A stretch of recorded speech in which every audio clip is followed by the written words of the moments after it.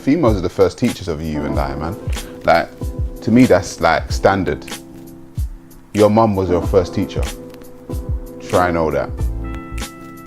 Like, when you suckled from her or when she had you close to her, she was teaching you things. She was probably speaking to you and showing you things about the world and this is this and this is that. So the role of females in teaching is essential because as a child, I would say your mother was your quote-unquote God. Put that in quotation marks. She was your God, like she was your deity. Like everybody knows the affinity they have with their own mother. Do you know what I mean? It's not something you can actually describe with words sometimes. It's just like a connection that is spiritual for some people. So I would say your mother is the first God, she's the first teacher. So yeah, I would say that's the woman's role on the earth. It's my opinion. And our ancestors saw, in order for the king to rule the throne, like you have Ursa Ma'at here, the goddess Sheshat. Here you see her in the tree of divine wisdom, giving the fruit of divine knowledge and wisdom in order for him to rule the throne. It had nothing to do with no tree of good and evil. The patriarchs who came from the north, the Hyksos and others, who had a misogynistic nature, a hatred towards the woman, could not conceive of a woman nor a goddess giving a man anything. And that story was corrupted. The tree of divine wisdom and divine life was corrupted into the tree of what? Because here we have that they created in their biblical stories and the opening of the pages in Genesis that there was Adam and Eve, is that right? And they were not to eat of the tree of what? Knowledge of what?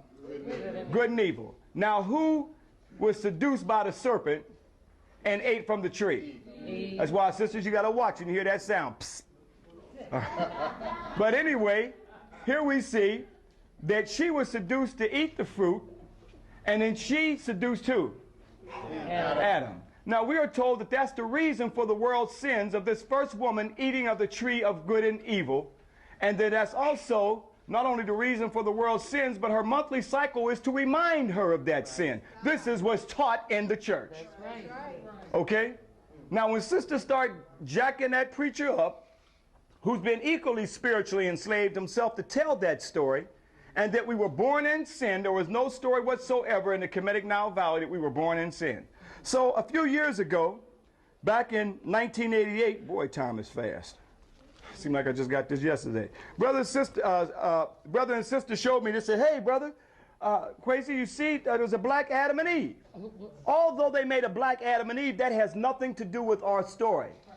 This is what we see the evolutionists and creationists fighting each other, and they know anthropological studies that black people were first, so they put a black Adam and Eve, and gave Adam a jerry curl and gave Eve a weave.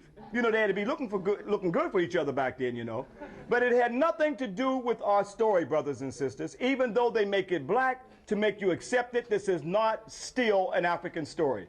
The African story is the goddess Sheshat giving the fruit of divine life from the tree of divine life and wisdom in order for the king to rule the throne. And this goddess concept was corrupted throughout the whole African Nile Valley, and even in our spiritual subconscious, even today, where we are told that the sisters are the ones, the women are the ones for the world's sins. This is the demonization of women and the hatred of women. This is part of the sexism that you get in the theologians. Even in Paul, it says that women shouldn't even speak in the church. But I'm letting you know that that is not the African spiritual way, brothers and sisters. We had a God and a goddess. That's a spiritual Ma'atian law that our ancestors saw. Okay? So let's understand that there was no rib, by the way, in the African creation story taken from the man to make the woman. That didn't exist. They were created simultaneously. So we did not have no story, but all of us got a navel where the umbilical cord was severed from our mothers, where we all came from. But until we get back to the true spirituality of understanding our divine balance of African men and African women, will forever be a victim in somebody else's racist. All human beings now originated from what? One African woman. This is one of our main sources of the genes. So you see, we've come back again to that first idea I told you of the creator being a woman. Because the science is telling you all of our genes come from one woman.